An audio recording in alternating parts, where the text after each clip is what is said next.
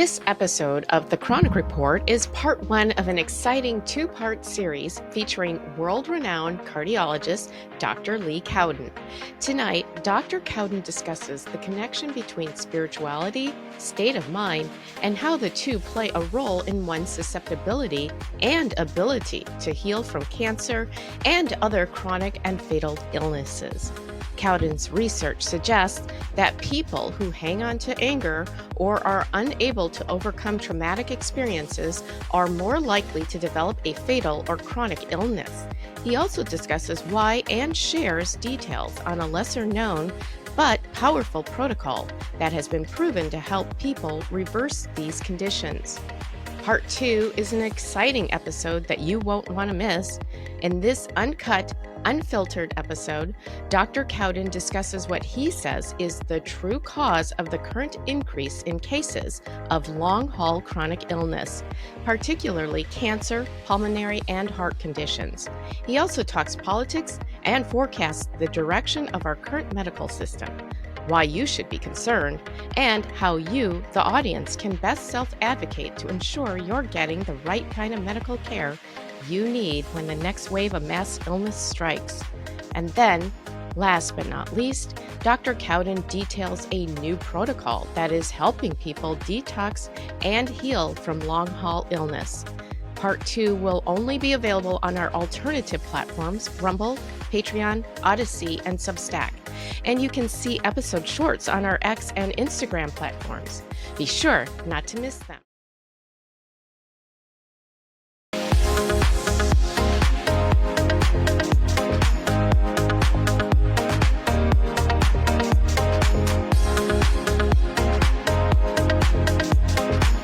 Chronic Report. My name is Dr. Patrick Lynch, and I am here with Nicole Selk. Morning, Nicole. Good morning, Patrick. How are you doing today? Doing great. How are you? Good. Wonderful. So we have today a very special guest, Dr. Lee Cowden. Dr. Lee Cowden, welcome. Good to have you here today. Welcome. Great to be on. Thank you so much. My pleasure. Our pleasure. Yeah. So Dr. Lee Cowden received his degree from the University of Texas Medical School in Houston and completed an internal medicine residency and dual fellowship in cardiology and critical care medicine at St. Louis University Hospital Group. He was board certified as an internist and cardiologist in 1985.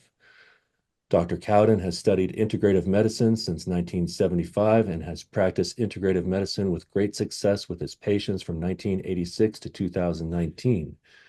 Dr. Cowden is internationally known for his knowledge and skill in practicing and teaching integrative medicine. He has contributed to many health books in addition to those he has co-authored, has written numerous articles on integrative medicine, and has pioneered successful treatments of cardiovascular diseases, cancer, autism, Lyme disease, chronic fatigue syndrome, fibromyalgia, and many other illnesses. In 2008, Dr. Cowden co-founded the Academy of Comprehensive Integrative Medicine and serves as the organization's chairman of the Scientific Advisory Board and is an Academy professor. Dr. Cowden is the co-author of Foods That Fit a Unique You, Create a Toxin-Free Body and Home Starting Today, Bioenergetic Tools for Wellness, and Alternative Medicine Definitive Guide to Cancer, Longevity, and Alternative Medicine Definitive Guide to Cancer Diagnosis, What to Do Next. Dr. Cowden has treated many patients who were sent home to die by allopathic doctors, but are still alive decades after their terminal prognosis. He accomplished this by restoring hope in the minds of those patients and helping them to call on the power of God for their healing. Welcome, Dr. Cowden, and thank you so much for being here.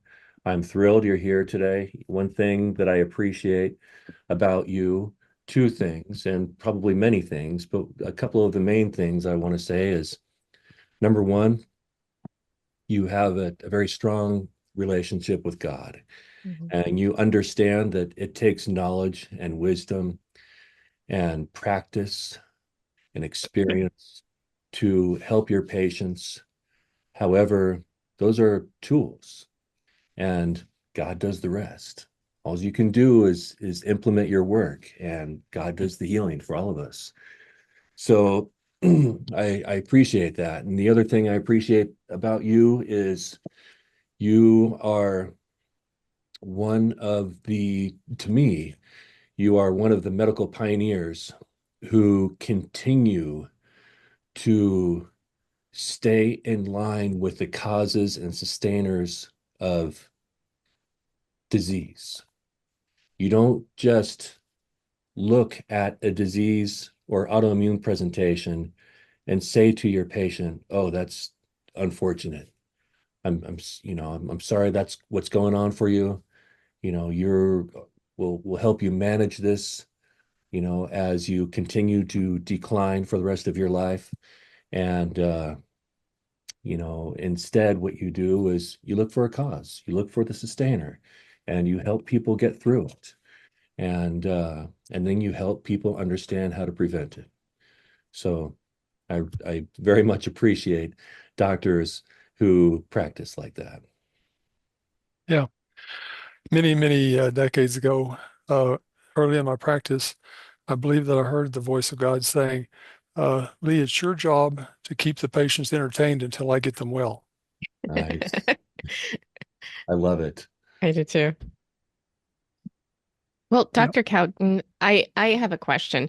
Um, it sounds like from a lot of things I've read, you feel that there's a spiritual mind and body connection between, people and their illnesses. Can you explain that and what you mean by that? Yes. I believe that there's a hierarchy of health. And if you have a physical malady, a physical symptom, and you work at it only on a physical level, it's going to take a lot of time, a lot of money, a lot of energy, a lot of effort. And if you stop treatment prematurely, the illness is very likely to come back. But if you go to the next hierarchy up from that, which is the mental emotional, and you work on that level, it causes the release of physical toxins, which causes the release of microbes, which causes the inflammation to go down, which causes the symptoms to go away. And so you spend less time, less money, less energy, less effort if you work on that level. Some people are not willing to work on that level. But if you go to the highest hierarchy, that's the spiritual level. And when you work on the spiritual level clears out the emotions, clears out the microbes, clears out the toxins, clears out the inflammation, and resolves the illness. So that's the least amount of time, money, energy, and effort, and least likely probability of coming back.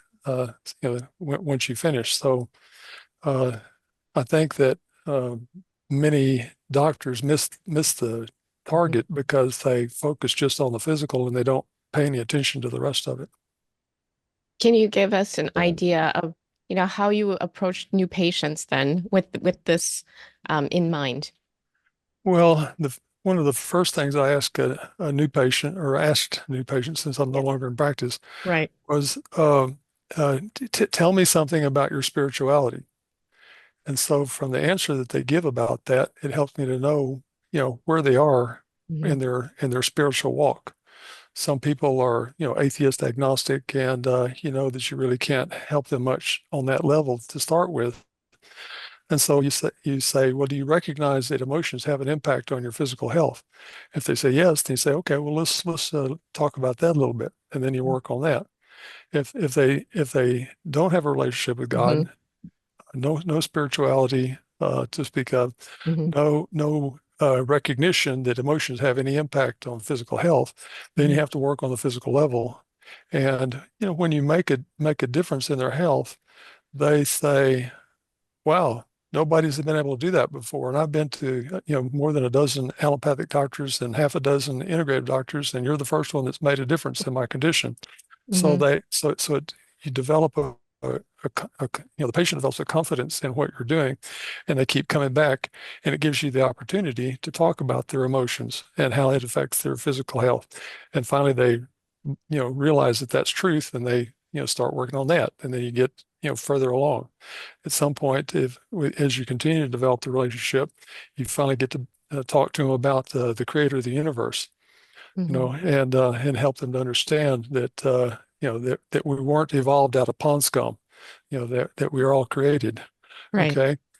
On my personal website, drleecowden.com, I have an article called "What is Spirituality?" Hmm. And most people think it's about religiosity, but in truth and reality, it's not. Religiosity is one of the greatest enemies to spirituality. Hmm. And there's lots and lots of wars that have been fought worldwide because of religiosity, but Hmm. not because of spirituality. I Right. have one more question on that vein. Do you feel that their illness, do we bring on illness upon ourselves, or do you think it's an organic experience?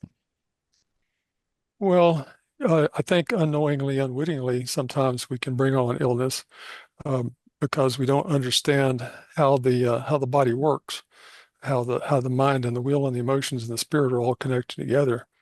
Uh, there's a verse in Hosea 4:6 that says, "My people shall perish for lack of knowledge." And I think that has more than one meaning. We perish because we don't understand God, and so we ought to open the Bible and read the Bible more often to try to understand God. But it also has a meaning that we don't understand how this creation called our body works, Hmm. and we don't understand what we need to be doing to improve that temple that it can house God's Holy Spirit. Hmm. So we we need to learn how to uh, feed the body the right way, not allow toxins in, get toxins out, make sure we get fresh air, sunshine, exercise, fresh water, enough the right kind of foods, and so on. And if you do some basics like that, all of which are described in the Bible, 2,000, 3,000 years ago, you can actually regain health in most cases without doing any fancy stuff. It's interesting. Yes, Dr. Cowden, there was a movie that came out not too long ago. I think it was called something like Life After Life or Life After Death or something like that. It was a big movie. I think it came out like last year, maybe this time. And it seemed it seemed legit, to me. However, it seemed a little biased, towards the Christian religion. And I'm a Christian myself, but do you find that this understanding based on your practice crosses over with people who have a relationship and a connection with God, whether they're Christian, Hindu, Muslim, um, Native American, where they have a relationship with Mother Nature and so forth? Well, that's a complicated question and very complicated answer. Yeah. But you know, uh, some cultures worship the creation instead of the creator. Mhm, And I say, well, which is greater, the creation or the creator? mhm, Obviously, the creator is mhm, greater than the creation. And so we should be looking for and seeking after and trying to have a relationship with the creation or creator rather than the creation. Uh, you know, uh, certain faiths are filled with really good people. I mean, people that have goodness in their heart, Hmm. have good outward reactions towards other people, mhm, and probably exemplify Christ more than a lot of people that call themselves Christians. mhm, Okay, but I do think you have to go beyond that. I think you have to really seek after the Creator, mhm, learn who the Creator is, learn how the Creator thinks and works, mhm, and as best you can, and mhm. try to develop a relationship with the Creator. Not just a intellectual understanding, but actually a heartfelt relationship. Absolutely. And do you think that that's possible through different spiritualities? It is possible through spirituality. Yeah. Actually the Bible promises that if we seek after Him, we'll find Him. Right. Okay. Good deal. I'd like to talk a little bit about the physical aspects of the manifestation of disease and um, and causes of them. We understand that the emotions and the one's spiritual connection with God has a lot to do with it, and I'm sure it will come up in terms of the physical because it's all, I believe, like you believe, it is all connected, and that's pretty incredible topic in itself. I've had, lots of time contemplating, the causes of disease energetically and spiritually, and where it manifests down into the physical layer. However, with autoimmune disease, for example, if somebody were to come to you and they have the typical autoimmune presentation where they don't yet have a diagnosis, they may have brain fog, short-term memory loss, hair loss, chronic sinusitis, numbness and tingling in the extremities. They might have some calf cramping, chest cramping, intermittent episodes of tachycardia, global inflammation. Um, you might run their blood work and you might find that there might be some irregularities with the CBC panel, but and the CMP panel, but their autoimmune markers, their RA markers are normal, and their CBC is relatively normal. Their white blood cell counts are normal. Their red blood cell counts are normal, and you don't really pick up anything. And then you run labs for different types of pathogens. You know that you have an understanding that Lyme disease, co-infections, other opportunistic infections, you get a person's history, and you're really detailed about their history in terms of understanding where they have been from now until where they were born. You check in with, how was the mother's health when they were born? And you're not picking up, I mean, you're picking up, aspects about their life, but on the laboratory diagnostic tools, you don't find anything. Or have you ever, had an experience where you don't find anything with laboratory diagnostic tools, and then you have a hypothesis, a clinical hypothesis where somebody presents with a chronic infection? You're looking for chronic infection or environmental toxin, or maybe you're not. But if somebody presents with an autoimmune presentation and their labs are normal and you don't pick up anything, what would be your method of treatment? Well, if you suspect there's an autoimmune process, Yeah, in my experience, there's always the emotional connection of inwardly directed anger. yeah. Okay, so that means guilt, if you will. Mhm. And so if you can ask some questions, open-ended questions, about what would have caused the guilt. You Mhm. don't say you have guilt, because as soon as you say you have guilt, it You pushes own whatever it. that is further down inside. Yeah. So you ask open-ended questions that help to understand what might have caused the guilt or the inwardly directed anger, and then once you can resolve that, then all of a sudden the physical toxins start leaving, the microbes start leaving, the autoimmune label goes away. So, you know, uh, Dr. Reiki Hammer in Germany did some amazing research that he tried to get published back in the mid 80s. Uh, he developed testicular cancer, and his wife developed breast cancer soon after their son was shot and killed Mhm. uh, unexpectedly and tragically.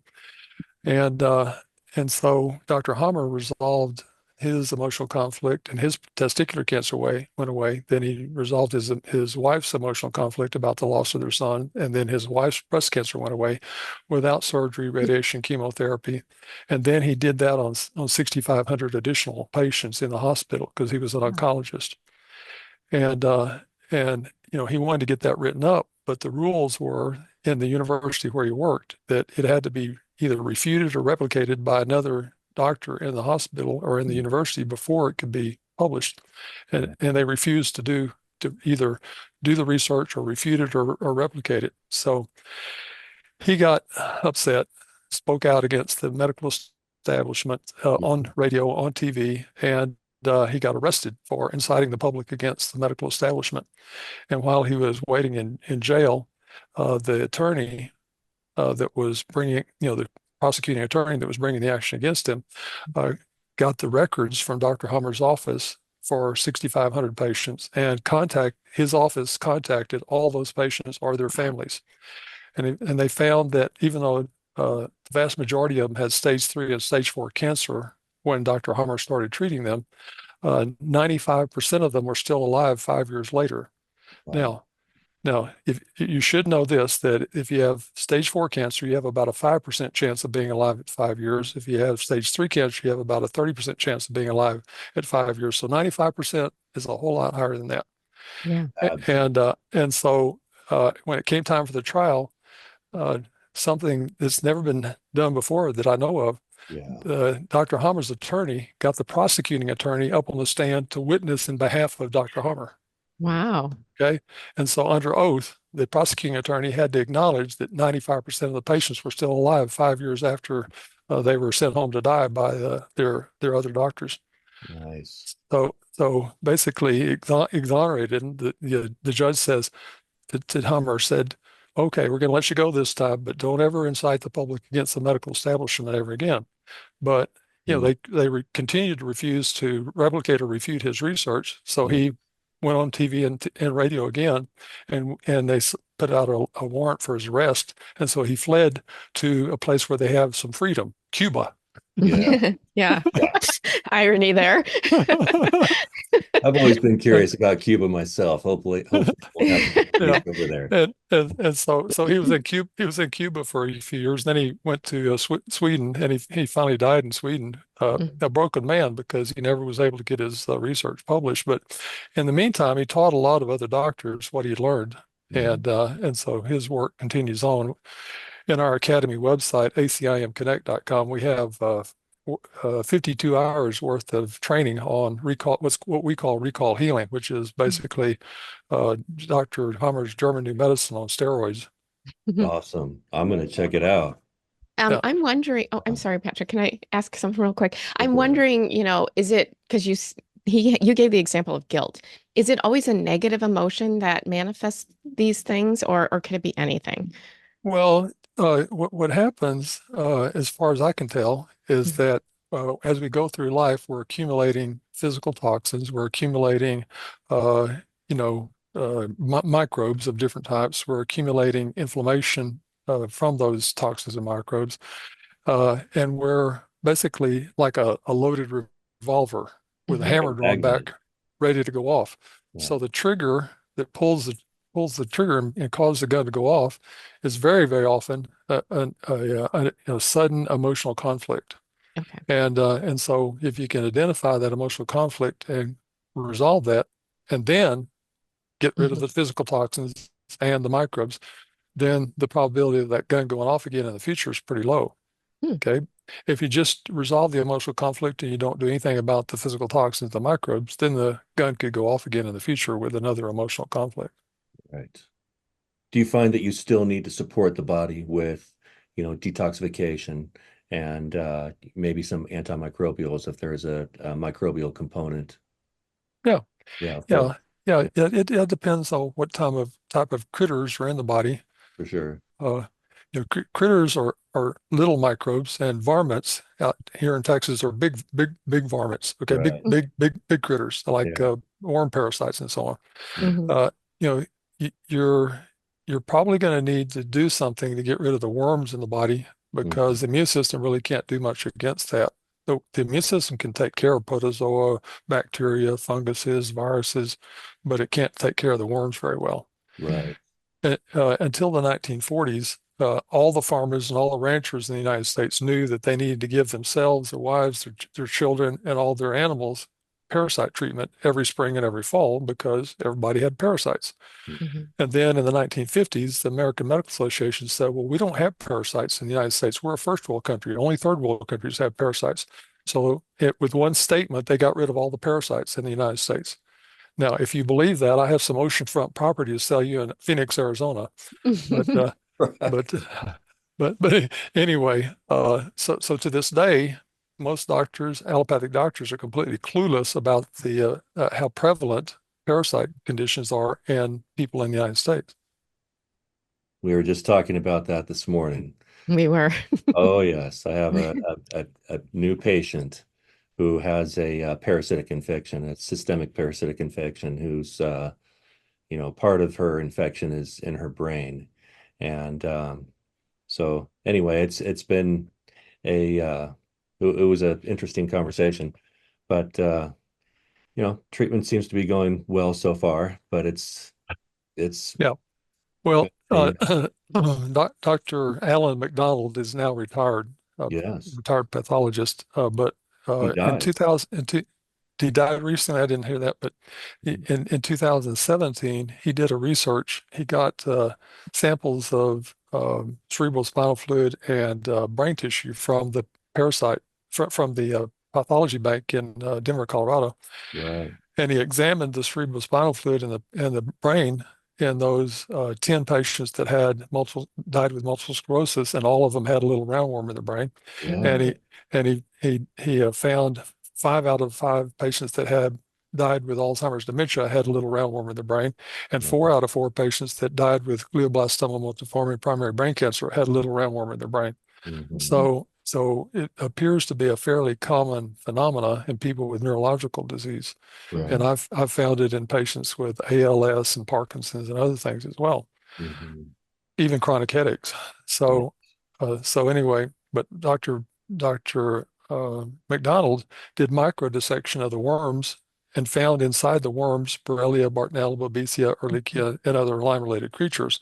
And so Hmm. he said that every time those worms died in the tissues or pooped in the tissues, they Hmm. deposited those smaller creatures back into the tissues where they Yes. pooped or died. Yeah. So that's one of the reasons I think why our Cowden support program wasn't any more effective than it was, for a certain percentage of the population.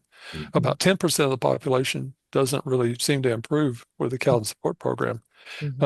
And so I think all of those have little roundworms in their brain that have never been sufficiently treated. Yes. Can you just talk on this note? This seems like a great time to bring up the question of testing for chronic pathogens and diseases. Um, I understand that you are big into energetic testing because regular testing doesn't always work. Can we talk a little bit about that?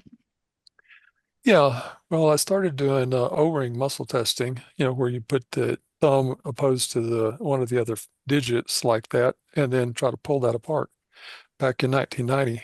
And before I started doing that, I could predict which tests were going to come back abnormal from the laboratory about 15% of the time. And I thought, that's terrible. But then I learned the national average for interns is 10% of the time. So I didn't feel quite so bad. But I started doing the muscle testing on every new patient. So when a new patient would come in, I would walk up to them and say, "Hello, I'm Dr. Cowden. You don't know me from Adam, but I'd like to pull on your fingers for a few minutes before you do anything else." And they'd look at me in a really puzzled way, and they'd say, "Well, is it going to hurt? No. Is it going to cost anything extra? Not a penny. Yeah, go ahead and pull." And so, so I would do some muscle testing on and commit myself in writing to what I found, and then I would go through their history, their paperwork that they brought, their all their hospital records, do a physical exam, all that other stuff. And so by the end of 1 year, I could predict which tests were going to come back abnormal from the laboratory 85% of the time. So I Hmm. increased my diagnostic acumen sixfold in 1 year. Hmm. Not too bad.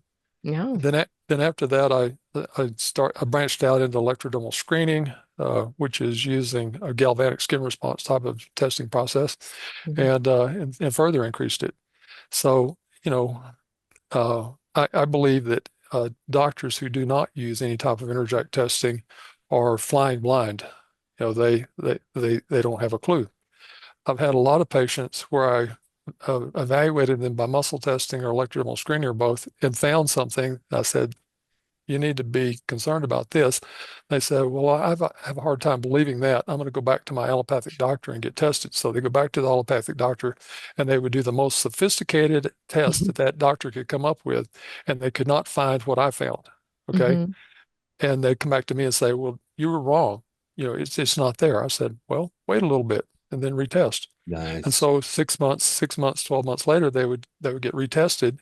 And in almost every case, what I said was there was there. It Yeah. finally showed up with allopathic testing.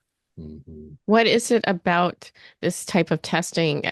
Basically, how does it work? Is it on frequencies and energies of organisms, or how are you able to detect things? Yeah, well, the smartest man to live in the last 100 years, in my opinion, was Nikola Tesla, and he said everything is frequency. Everything that we think is solid is really just, Energy. condensed energy vibrating. And it didn't matter whether it was a star or a planet or a human being or a bacteria. Everything vibrates. Every vitamin, every mineral, every herb, every homeopathic, everything vibrates, and everything has a frequency. As a matter of fact, on some of the slides I sent you, there's a nuclear magnetic resonance imaging spectroscopy imaging of a homeopathic substance. Mhm. Now, if you analyze that substance chemically, it doesn't have anything in it. It's water, okay? But it still has a nuclear magnetic resonance spectroscopy pattern Mhm. on imaging, Mhm. okay? So, most allopathic doctors say, well, homeopathy is placebo effect. Right. No, it actually isn't. There's very good science to show that it is not. And one of the best proofs is the fact that homeopathy has been used since 1790 to treat and prevent infectious illnesses. Mhm. And one of my colleagues in Australia, Isaac Golden, ND, PhD, did an amazing research that he published in May of 2019 in a peer-reviewed medical journal, American Journal of Homeopathic Medicine. And in that study, he had 91 million patients who had been treated for almost three years each, 250 million patient years for prevention of 8 potentially fatal infectious illnesses using only homeopathy. Wow. And in that study, the effectiveness rate was 89%. Man, I could just talk with you for hours. But backing up a little bit, you were talking about muscle testing. Mhm. And muscle testing, it sounds to me like you have a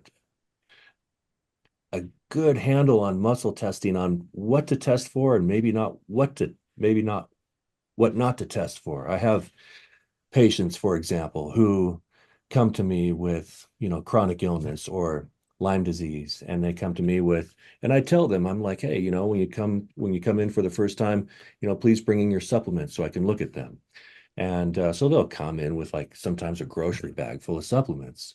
And they said, well, my last practitioner, they muscle tested me, or he or she muscle tested me for all these supplements, and they tested positive as if I need these supplements. And so I go through their supplements, and I find that 95% of the supplements they have are actually feeding their pathogen or doing more harm than good. And so, we take away all their supplements. And so what I'm trying to get at is I wonder if when some of these doctors do muscle testing, if they are, if the pathogen is wired into the nervous system, the spirit of the body. I mean, I think that there's a possession, type of thing going on. I mean, you got to consider that it might be like an ultimate possession. There's a physical colony of pathogens like possessing the body. So is there a spiritual component to that as well? And so when they're muscle testing these individuals for things like, do you need folate? And the pathogens are like Babesia, for example. Yes, we want folate because they feed off of folate. Mhm. It's the cancer drugs, antifolates. But at any rate, so I just I wonder, where it seems like to me that what to test for and what not to test for. And there's so much muscle testing out there that is being used by doctors, I feel that makes people in worse situations. How can you prevent that from happening? Is there like a right way to, learn how to muscle test for the right things? Okay, so there's right ways and there's wrong ways to do muscle testing, and Mhm. unfortunately, a large number of people that do muscle testing do it Yeah. the wrong way. Mhm. And in September, we did seven, yeah, 7 locations across the United States. We did muscle testing workshops simultaneously. And so there was quite a few people that participated in that. I think maybe 200 Mhm. in the various locations. And so we taught them how to correctly do muscle testing so that they are less likely to find erroneous results. Mhm. So you got to make sure that the regulation is open or the polarity is normal first. Then you have to make sure the person doesn't have switching, which has to do mostly with adrenal exhaustion. Then you Mhm. have to make sure that there's not tester bias in the process. Nice. Got to make sure that there's not a fractured personality on the person that's being the testee, Mhm. etc. So, because all of those will give you erroneous results. Mhm. But once you go through that process of limiting the places where error could be having an effect on the testing, then you can proceed with the rest of the testing and find a whole lot of information about the body Mhm. and about the psyche, not just about the body. Mhm. I found years ago that most people that were chronically ill, if you muscle test, if you had them write answers to 8 questions, which I call middle blocks to healing, they would write yes on all of those. Uh, you know, you know, and the questions uh, are do you want to be well? Are you ready, willing, and able to be well? Is Mhm. it you deserve to be well? Is it safe for you to get well? Is it safe for others if you get well? And do you believe that you can get well? So if they answer yes on all of those on a written questionnaire or verbally, and then you muscle test them, you get a different answer. Hmm. Okay. Oh, wow. Okay. Okay. That's So so crazy. so that means they have subconscious Yeah. Mhm. things affecting one of those 8 questions. Yeah. And I found that if you have even one of those 8 showing that no, they don't want to be well, Mhm. that they can't get well no matter what you do on a physical level. So you're wasting your time Yeah. until you deal at least with those 8 things. Mhm. And so each one of those has underpinning. The one that most commonly is abnormal is called deserving to be well. And so deserving to be well has 2 underlying causes. One is guilt. Could be from something way back in childhood. Mhm. Yeah. Uh, and then the other is feelings of worthlessness or inadequacy. And that's usually something that they acquire in childhood as a result of the way their parents praise or fail to praise. Mhm. And but if you can resolve all of that, then all of a sudden you can get health. But until you resolve that, you can't get health. Is there a method for resolving that needs to be done for success? Well, if a person has a relationship with God, is used to praying and asking God for something and receiving the answers to their prayers, then oftentimes you can resolve the emotional conflict using prayer. Mhm. But if they don't believe in God, don't believe in Christ, don't have a relationship, with a higher being, then the chance of them resolving it with spirituality is low. So then they have to go with another method. Mhm. Sometimes you can do that with, recall healing that I mentioned earlier, Mhm. Dr. Hammer's work, or you can sometimes do it with emotion code from Brad Nelson. It's a muscle testing process to resolve deep buried subconscious emotions. You can resolve it with EVOX. EVOX Mhm. uses a device like I've got on right now to Mhm. speak into a microphone while you have your eyes closed, visualizing a person or an event from the past, and you speak, 1 or 2 words repeatedly for about 15 seconds. After 15 seconds, the voice has in it all the emotions that are attached to that person or that event that you're visualizing. And so then you spend another 2 minutes receiving back from the computer the uh, the homeopathic energy into a hand electrode while you're listening to pleasant instrumental music. And at the end of 2 minutes, oftentimes those emotions are shaken loose from your cells sufficiently so it's no longer adversely affecting you. Mhm. And And so that's a quick resolution process. You know, uh, a little interesting anecdote. I had a psychologist come to see us as a patient, and Hmm. I was working with a naturopathic doctor, and we both concluded that all these symptoms that this psychologist had, fatigue, brain fog, muscle aches, joint aches, headaches, etc., were predominantly emotion related. And so, we said, I think you should get an EVOX. Hmm. And she said, is that voice thing I read about out in the waiting room? Hmm. Yes. She said, that's not going to do any good. I have my own psychologist. I go on the couch 1 hour per week, every week for the last 10 years. There's no way that I could have any emotions affecting my physical health. Hmm. And I said, well, would you humor us and just do one session? And she said, sure, I'll humor you. So she went into the EVOX room, and I was in the hallway when she came out of the EVOX room, and she said, I can't believe what just happened in there. I released more emotions in the last hour than I've released in the last 10 years on the couch. Hmm. I said, are you sure that wasn't a placebo effect? I was kidding her. Wow, that's amazing. I had read about the EVOX, and if I remember correctly, wasn't there some kind of study where you had like a large percentage of people who were close to or completely healed from illnesses just with using that device alone? I've seen a lot of patients reverse their chronic illnesses, physical illnesses, just with EVOX alone. Hmm. And you know, she's an example. She did, I think, 2 or 3 more EVOXs after that, and no physical therapies at all, and Yeah, got completely free of all the symptoms that she had when she came. that's So amazing. yeah, Wow. It was but amazing. I've seen patients with cancer get free of cancer by doing the EVOX work and so on. Wow. How long Speaking has of that been cancer, around? About 20 years. Oh, wow. Okay. I've never heard of it till recently, so that's interesting. yeah. Speaking of cancer, Dr. Cowden, cancer is one of those things where it's I have a lot of curiosity. Do if I were to have cancer, do I feel threatened? No, I don't feel threatened.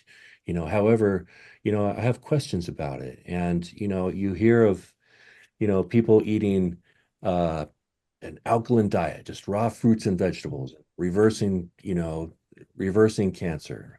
You hear of people taking ivermectin, and which is, as you know, an anti-parasitic drug, and it reverses cancer. You is and then we realize that a lot of cancers are associated with gene mutations. Well, what triggers gene mutations? An elevated pathogenic load or an elevated environmental toxin load.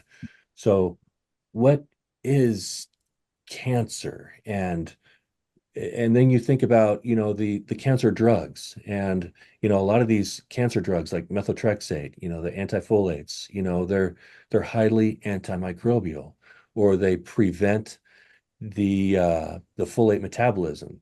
Do they prevent the folate metabolism in a particular pathogen that's causing cancer? What is cancer? Yeah. Well, cancer uh, is is only about 5% of the time genetic. Okay. Okay. So 95% of the time is what they call epigenetic. That means Yeah. physical toxins, microbial load, emotions, et cetera, all those other things. Okay. And so, allopathic medicine treats cancer all as genetic, but it's just Hmm. not. They're only right 5% of the time. Now, uh, Alan Cantwell wrote a book called The Cancer Microbe. It's very interesting, but he stood on the shoulders of giants before him, like Virginia Livingston Wheeler in San Diego, and uh, Gaston Naessens out of Canada, and uh, Interline in Germany, and so on. But they all found that there was some type of critter that was contributing to the cancer. Okay. Um, but you know, uh, most people, when they get cancer, when they're told that they have cancer, they go into a fear mode. And Hmm. that's the absolute worst thing that you can do. Yeah. Because when you go into the fear mode, your adrenal glands pump out adrenaline and Yeah. cortisol. Cortisol suppresses the immune system. Adrenaline causes constriction of the blood vessels, restriction of delivery of oxygenated blood to your tissues, your vital organs, and you accelerate the cancer. Mhm. Uh, and in addition to that, when you go into the fear mode, you start thinking and making decisions from your brainstem and your amygdala, the most primitive parts of your brain, Yeah. instead of with your prefrontal cortex, the most advanced part of your brain. Mhm. So if you make decisions about going to get some chemotherapy from this part back here, Yeah. you're going to make a fear decision. You go get the chemotherapy, and maybe that was not the right thing to do. Yeah. You know, uh, sometimes it's useful to use chemotherapy to lower the tumor burden Mhm. because when the tumor's really large, size of a grapefruit, Mhm. that's probably more than the immune system can handle. And so you need a way to reduce the tumor burden. And Mhm. there's a lot of ways to do that. You don't have to use radiation because that's one of the most harmful ways you can reduce the tumor burden. Mhm. But there was a doctor in Mexico who about 40 years ago had this idea that if you gave the chemotherapy with some insulin and glucose, that he would have better effectiveness from the chemotherapy. And he found he could actually use 1/10 of the dose of chemotherapy that's usually used in the United States and have twice the benefit of that chemotherapy against reducing the tumor burden with almost no side effects. But anyway, there's lots of ways to reduce the tumor burden. Mhm. Dr. Nordenstrom in Scandinavia reduced the tumor burden by sticking needles into it, 2 needles into it, and Mhm. delivering a current through it that Hmm. basically caused the cancer cells to die. Nice. And that was extremely non-toxic. You had to make sure you give them enough drainage remedies to clear the carcasses of the dead cancer cells away, so you don't get tumor necrosis syndrome and overwhelm your liver and your other detox organs. But as Yeah. long as you do those things, you can reduce the tumor burden. I had prostate cancer, colon cancer, and unstable angina pectoris in 1994 Mhm. because I wasn't doing what I told my patients to do. I wasn't getting enough sleep. I wasn't eating the right foods. Hmm. I wasn't, taking vacations regularly. Yeah. I was just working myself to the bone. Mhm. And that's at that same time, my wife had breast cancer and unstable angina pectoris, and we were homeschooling our 12-year-old daughter in the office, and we thought, my goodness, we could both die the same day from a heart attack, and she'd have Yeah. to raise herself. We're fools, Yeah. we're letting this practice kill us. Hmm. And so we tried to find somebody to come in and take the practice over to, take the load off, buy the practice or do a lot of the work. Couldn't find either. So after a couple of months, we sent the letter out to 4,500 active patients, 4,500 inactive patients that had previously gotten well under our care, Hmm. and said, "Here's the name of 6 doctors in our area that hopefully can help you. I don't know if they can or not, but I can't do it anymore. So here, goodbye and good luck."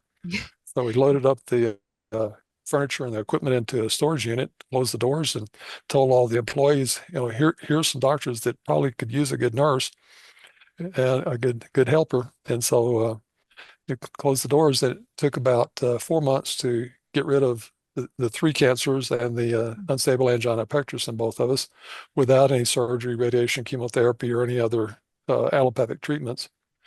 And so, you know, people get too fearful about cancer. Cancer is just another bump in the road, you know. Yeah. Uh, So a tumor, would you say a tumor is like uh could it be an infectious colony with mutated cells that are growing with the growing colony?